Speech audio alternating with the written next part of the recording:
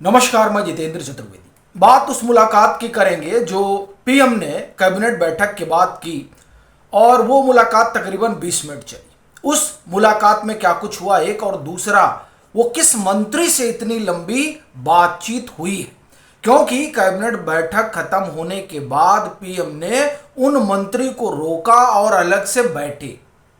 तो मंत्री कौन है और उस बैठकी का हासिल क्या रहा। दूसरा, आनंदीबेन पटेल लंबी छुट्टी पर गई है। ऐसा पहली बार हुआ है जब से वो उत्तर प्रदेश की राज्यपाल बनी है तब से। तो क्या उत्तर प्रदेश में गवर्नर बदला जाना है, ये भी समझेंगे। साथ ही साथ सीडब्ल्यूसी की बैठक हुई है, कांग्रेस की सबसे बड़ी डिसीजन मेकिंग बॉडी है।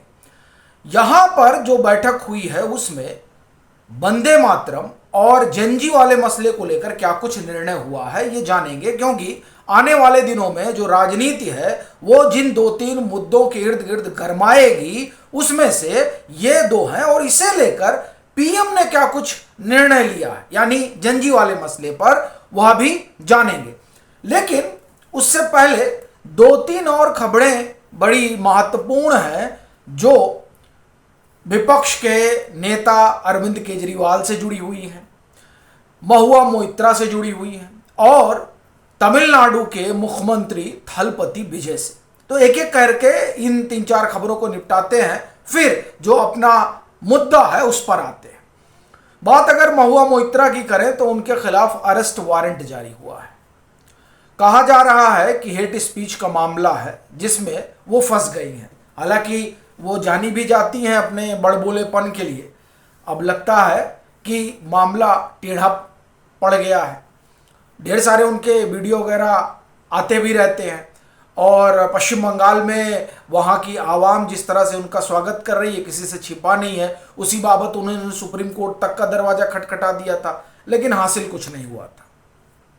तो एक तरह से कहा जाए कि महुआ मोइत्रा बुरी तरीके से फंस गई है। बात अगर तमिलनाडु के मुख्यमंत्री थलपति विजय की करें तो उनके ऊपर बीजेपी ने, या आप कहें कि विपक्ष ने, तमिलनाडु का जो विपक्ष है उसने आरोप लगाया है। कहा जा रहा है कि सीएमओ में कुछ हुआ है, उसको लेकर करप्शन का आरोप है। वहां अभी 100 दिन पूरे हुए हैं संभवतः, और उसी बीच अगर इस तरीके का आरोप निकल कर आ रहा है तो ये थलपति विजय की सरकार के लिए बड़ा चुनौतीपूर्ण होने जा रहा है, क्योंकि जो डीएमके की सरकार गई उस सरकार के जाने में ये करप्शन वाला जो आरोप है एक बड़ा मसला रहा है। उनके एक मंत्री को लेकर आप देखिए सुप्रीम कोर्ट तक गुहार लगाई गई थी, यानी डीएमके के जो मंत्री थे। तो इससे आप समझ सकते हैं कि ये जो करप्शन वाला एंगल है वो कितना बड़ा मसला है तमिलनाडु में। ऐसी परिस्थिति में महज 100 दिन के भीतर अगर थलपति विजय की सरकार इस तरह के आरोपों में घिरती है तो स्वाभाविक तौर पर उसके लिए समस्या बड़ी विकट है। जहां तक बात अरविंद केजरीवाल की है तो उनके जो विश्वस्त सहयोगी है सत्येंद्र जैन, उनको एंटी करप्शन ब्यूरो उठाकर ले गई थी। तो अब 25 अगस्त तक उनको भेज दिया गया है कस्टडी में। तो जाहिर सी बात है बहुत सारे राज खुलेंगे, और वो जो राज है वो अरविंद केजरीवाल के लिए भी दुविधा पैदा करेंगे, क्योंकि पिछली बार भी जब धड़ पकड़ की शुरुआत हुई थी, तिहाड़ यात्रा की शुरुआत हुई थी, तो वो सत्येंद्र जैन से ही श्री गणेश किया गया था। तो क्या इस बार फिर उसी ढर्रे पर शुरुआत हो गई है, इसीलिए पूरी आम आदमी पार्टी हड़बड़ाई हुई है? ये सवाल उठना स्वाभाविक है, क्योंकि जिस दिल्ली जल बोर्ड वाले मसले में सत्येंद्र जैन को दबोचा गया है वो तो महज शुरुआत है। सीसीटीवी वाला मामला ख्याल होगा आप लोगों को, और दिल्ली जल बोर्ड में तो कई लोग नपेंगे। तो अब इसमें देखने वाली बात रहेगी कि आगे क्या क्या होता है। लेकिन जिस तरह से लोगों की इसमें भागीदारी है, यानी तब की आम आदमी पार्टी सरकार की, उससे इतना तो जाहिर है कि यह मामला बहुत आगे तक जाने वाला है। एक चीज और जिस पर बात कर ले फिर हम लोग सीडब्ल्यूसी पर चलते हैं, वो ये है कि सोनिया गांधी की एक बायोग्राफी आ रही है 10 नवंबर को, और ये बायोग्राफी बड़े राजनीतिक उथल पुथल पैदा करने का मुद्दा रखती है, खासतौर से अगर हम तमिलनाडु की बात करें तो। तकरीबन 546 पेज की किताब है। और जब सोनिया गांधी की बायोग्राफी है तो जाहिर सी बात है कि उसमें कई सारे रहस्य खुलेंगे। और ये रहस्य सोनिया गांधी के विवाह से लेकर अब तक का जो पूरा उनका अपना सफ़र रहा है, जो हिंदुस्तान की राजनीति का सफ़र रहा है, वो सारी चीज़ें बाहर आएंगी। तो वो किसके लिए संकट पैदा करेंगी ये देखने वाली बात रहेगी। लेकिन जो लोग उस किताब से थोड़ा बहुत भी रूबरू हैं वो तमिलनाडु की चर्चा तो बड़े धड़ल्ले से कर रहे हैं। और इसीलिए मुझे लग रहा है कि ये शीतकालीन सत्र से पहले आ रही है। तो जाहिर सी बात है कि डीएमके के लिए भी एक संकट होगा अगर बात तमिलनाडु की पॉलिटिक्स की होगी। तो यह भी स्वाभाविक है कि परसीमन को लेकर जो एक बात चल रही है, हो सकता है ये किताब उसमें एक अवरोध पैदा करे, क्योंकि किस तरह के रहस्य खोले जाएंगे ये कहा नहीं जा सकता है। अब जहां तक बात कांग्रेस वर्किंग कमेटी की मीटिंग की है तो उसमें वंदे मातरम को लेकर इन लोगों का कहना है कि साहब हम तो 2 ही पैरा गाएंगे।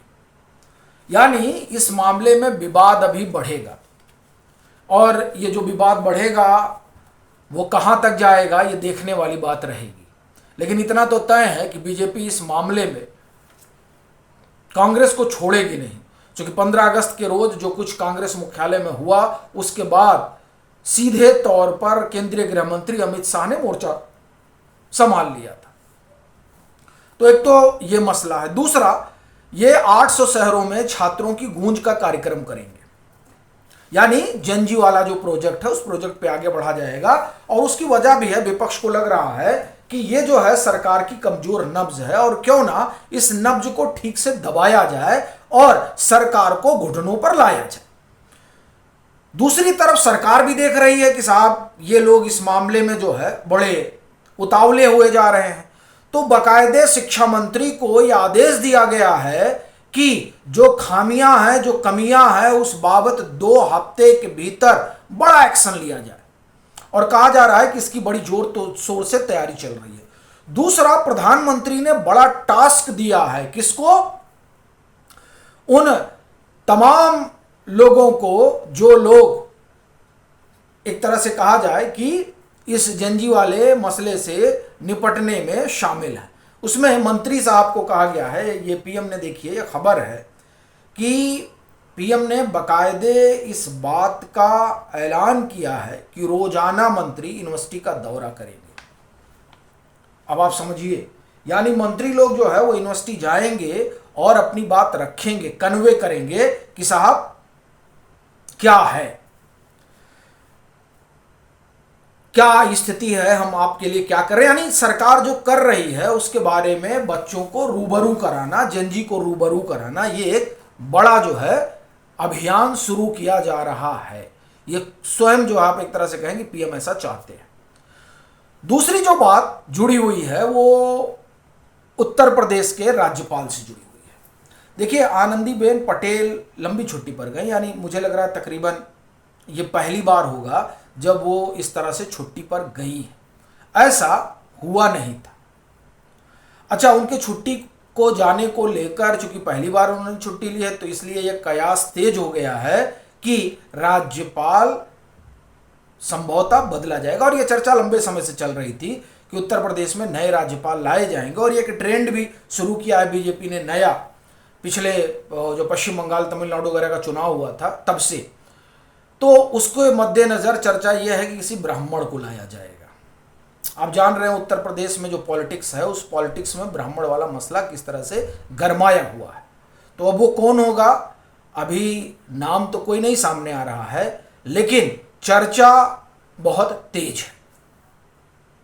आखिरी बात जो इस हम लोगों का कार्यक्रम का पहला सवाल था कि मोदी किस मंत्री से मिले। ये देखिए, ये बड़ा गहरा प्रश्न है कि किस मंत्री से मिले। ये जरूर है कि जब कैबिनेट की बैठक खत्म हुई तो उन्होंने बाकायदे मंत्री महोदय से लंबी बातचीत, 20 मिनट की बातचीत। अब कयास में 2 मंत्रियों की बात हो रही है, दोनों सीनियर मिनिस्टर हैं, ठीक है। एक का संबंध उत्तर प्रदेश से है, एक का संबंध महाराष्ट्र से। अब उत्तर प्रदेश वाले जो हैं उनकी तो संभावना कम लगती है, क्योंकि खबर यह है कि जिन मंत्री से और वरिष्ठ मंत्री हैं 20 मिनट पीएम की बातचीत हुई, उनको संभवतः नई जिम्मेदारी दी जाएगी। उनसे कहा गया कि आप बड़ी जिम्मेदारी के लिए तैयार रहिए। तो बड़ी जिम्मेदारी किसको दी जा रही है? अब राजनाथ सिंह का इस लिहाज से कहा जा सकता है कि उनकी चर्चा तो हुई थी राष्ट्रपति के लिए, तो चर्चा हुई थी, तो अब उनसे कहा गया है बड़ी जिम्मेदारी के लिए, या फिर जो दूसरे वाले मंत्री हैं गडकरी साहब, उनसे कहा गया है बड़ी जिम्मेदारी के लिए। ये अपने आप में बड़ा यक्ष प्रश्न है और आने वाले दिनों में इस रहस्य से पर्दा हटेगा कि आखिर में दोनों में से कौन है और किसे बड़ी जिम्मेदारी दी जा रही है। लेकिन एक खबर जो इन दिनों पॉलिटिकल कॉरिडोर में टहल रही है वो ये कि 3-4 सीनियर मिनिस्टर हैं जिनको गवर्नर बनाकर भेजा जाएगा, और CWC में जो है वो भी फेरबदल होगा। तो CWC में किसको लाया जाएगा? अब अगर मुख्यमंत्री को लाया जाएगा तो योगी आदित्यनाथ और देवेंद्र फडणवीस दोनों लोगों का नाम है। कहा जा रहा पीयूष गोयल को लाया जाएगा। पीयूष गोयल का कद वैसे भी बढ़ेगा और कहा जा रहा है कि वो दोनों ही जिम्मेदारी निभाएंगे, यानी कोषाध्यक्ष की भी और जो उनको मंत्रालय मिला है उसकी भी। तो कुल कहानी जो है वो यही है कि पीएम जिससे 20 मिनट मिले हैं वो कौन है, ये अपने आप में एक रहस्य है। लेकिन अब चर्चा जो है वो चर्चा इन्हीं 2 मंत्रियों के, आप एक तरह से कहें, नाम को लेकर हो रही है। आपका क्या अनुमान है? किसको बड़ी जिम्मेदारी के लिए तैयार किया जा रहा है? किसका मंत्रालय बदलने की बात हो रही है? इसको आप जरूर साझा करिएगा। बाकी आप लोगों की अपनी राय क्या है वह भी जरूर बताइएगा।